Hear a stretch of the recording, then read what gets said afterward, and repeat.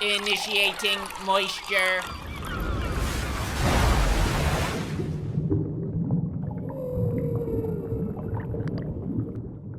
Welcome to the Moist Meter. Today we're taking a look at Tokyo Revengers, and this shit absolutely slaps. I wasn't even going to watch this anime initially because it didn't seem interesting to me. It just sounded boring. I had heard it pitched as middle schoolers do crime and bad shit and form a gang, and I was like, well, it's just middle schoolers. What do? Steal bubblegum from gas stations? Download an aimbot for Fortnite? Like, it doesn't sound very cool or interesting. But eventually Tiana convinced me that I should check it out, and I did, and I'm glad that I did because it is an absolute banger.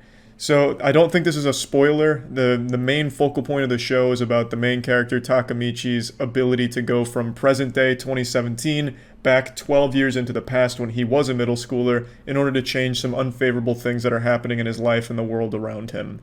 Now, a lot of it does take place at a middle school age, but you never really get that impression because all the characters you see are like fucking adults. They drive motorcycles, they kill people, they stab people.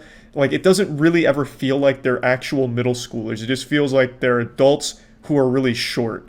So, I don't even know why they bothered making it middle school. They could have just said, like, here's some 30-year-olds, and here they are 12 years ago when they were 18. Because that's really what it feels like. Like, middle school is never, like, an important thing here at all. I don't even recall if anyone's parents ever get mentioned. You only see them at school, like, twice. The show is about delinquents forming a gang and gangs going to war. And they're using, like, fucking knives, bombs, guns, stabbings, and shit. Like, it's not, like, just middle schoolers, like, using a slingshot shooting rocks at someone. Which is exactly what I expected. I thought it'd be, like, some codename Kids Next Door shit, like Weenie Hut Jr. But no, in Tokyo Revengers, they're fucking torturing people and blasting their heads off and shit. So, it being pitched as, here's middle schoolers doing crime, is kind of misleading, because it's more like, here's some fucking badass gangs going to war. I think the show is really good. I think the writing is super strong in this show. It's mainly focusing on its characters and not on its action. There is action, but when it's there, it's usually a huge, important event that changes the entire scope of where the story goes. When there is action, it's animated well, albeit not like the flashiest or the best, so don't go in here expecting like Jujutsu Kaisen levels of action. I always mention action when talking about anime because most people perceive anime to be like action-oriented shit, so I always think it's important to at least let you know that if an anime isn't all about action, just to be aware of that. When there's not a ton of like fights in here, but like I said, when there are, it's usually a big gang-related fight that really pushes the narrative forward. Again, the focal point is on its character and its world that they build, and I think they do a great job of fleshing out all the characters that they introduce here and make you care about them, whether you want them to succeed or want them to fail. That's not to say the characters are entirely unique either. Even some of my favorite characters like Mikey aren't exactly like the most special anime character ever made. He's just like this invincible badass who also has a soft side, you know? It's not unexplored things, like there are typical anime cliches in here, but I think it does a really great job of just delivering a fun story, fun characters, and making you care about them. It also does an excellent job of not overfeeding you too much information where it convolutes its plot.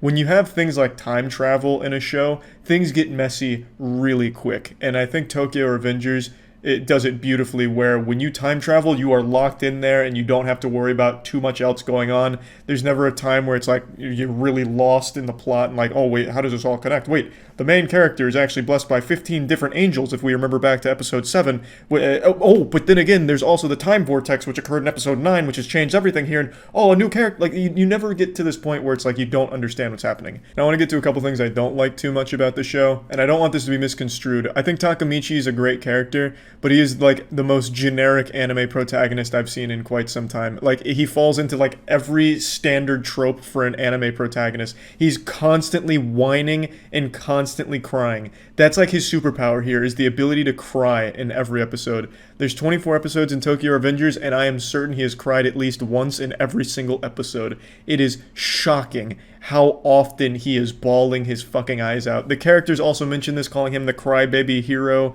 Like, but it's still grating just to constantly see him cry. And he does this standard anime protagonist shit where he has to like re-explain himself and like reaffirm that he's gonna do good things. So like in the beginning of one episode, he's like, I'm gonna save everyone. And then something happens where it's a little tough for a second. He's like, wait, I'm going to save everyone like I decided 10 minutes ago. How did I forget? Wait a minute. I need to save everyone like I fucking said 10 minutes ago. And I'll like drive that point home 4 times across like 5 minutes. It's like, Jesus Christ, we get it. It's just, it gets frustrating sometimes. And he's constantly getting his ass beat. He's one of those protagonists that's just like this giant fucking punching bag. Just this massive pile of meat that everyone takes turns punching like they're training like Rocky at the butcher shop. So he's just constantly just getting his ass pounded. And he never gets any better. And he's constantly crying about it. Like, you would think after the millionth time you've got your ass beat, you would at least try and learn how to fight, but he doesn't bother. He's like, I want to be strong, but I don't want to put in any of the work either. So he's never, like, training to be a good fighter. He's like, if only I was stronger to help people, if only I could fight and protect people. And it's like, bro, you're a fucking time traveler. You could absolutely just make, like, a little extra time to train a little bit. Like, fucking kick a tree or something, like a Muay Thai fighter. Like, you know, strengthen your bones or something. He's been punched in the face so many times, his entire fucking face must be like a giant callus made out of scar tissue by this point. His face is probably stronger than steel. Like, at least try and learn how to throw a punch back so you can capitalize on your damn near invulnerability that you've developed, like Colossus from the X-Men. Like, it's frustrating because I do think he's a good character, but oftentimes it just gets tiresome to keep listening to him cry and repeat, like, the same goal that he has explained 1,000,000 times by now, and for some reason it's like he keeps forgetting. I don't want to spoil too much, but there's a girl he wants to protect, and then sometimes he'll totally forget it, and he'll have, like, this fucking revelation, like this giant euphoric moment of, Eureka, wait! There's a girl I need to protect, which is why I'm doing all of this. I totally forgot. And then he'll, like, re-explain that he needs to save this girl. It's like, fuck. You know, like, how dumb is this guy? And then he starts crying about that, too, and then he gets his ass beat. Like, it's just sometimes the character gets frustrating. Again, I think Takamichi's a good character, and you sympathize with the character pretty much the entire show. You're rooting for him the whole time, but my god, it definitely gets a bit annoying to see and hear him cry and whine for the millionth time and re-explain what he wants to do. Another complaint that I have about the show, it's not like a big complaint or anything. In regards to its action, I do think like it's done pretty well, but sometimes it's very clear that they didn't have the budget to animate like a full fight scene, so it'll just be like, here's a clip of a character standing here and a clip of a character standing here.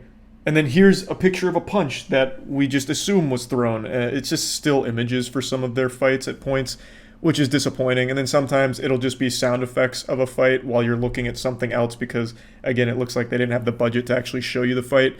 So that's a bit frustrating, but since the focal point isn't on the action is there as mainly like a plot tool, it's not the biggest deal. It's just I would have liked to see it. Like, if this had a higher budget, I bet the fights could have been even better. Like, they're not bad by any means. Like, especially like the final giant gang fight, I think that's done very well, especially highlighting Mikey's ability to be like this incredible badass. They hype him up this entire show and you finally get to see just how badass he is, and it hits, like it really does. But you'll absolutely notice times where it feels like they weren't able to animate it to the extent they wanted to for their fights. Now, there's one other thing I want to focus on before giving this the score on the Moist Meter. It's the villain. The main villain of the show, I think, is really strong. The villain here, I think, is really fucking cool. The entire show, they hype him up to be this absolutely ruthless, evil, awful person, but they never really make him a one-dimensional character who is only cartoonishly evil. And by the end of the season, you're left wondering, you know, what is actually making them this awful? Why are they evil in doing these things? They hint at possible motives throughout the season, and by the end of it, you get really curious to see how they expand the character, and you see a different side of them, perhaps. I get really interested to see where they take that character, because I'm really drawn into the story now, so I'm excited for season 2, hopefully. Plugging Tokyo Revengers into the Moist Meter, I'm going to give it an 85%. I think it's a very good show. I think it's a very strong show, especially if you care about characters and world building. I think it does it really well. I think Tokyo Revengers accomplishes in 24 episodes what some shows fail to do in 5 seasons. They give you a cast of characters and make you care about them and get interested in them. So I think it's a great show, and I'd recommend it. That's about it. See ya.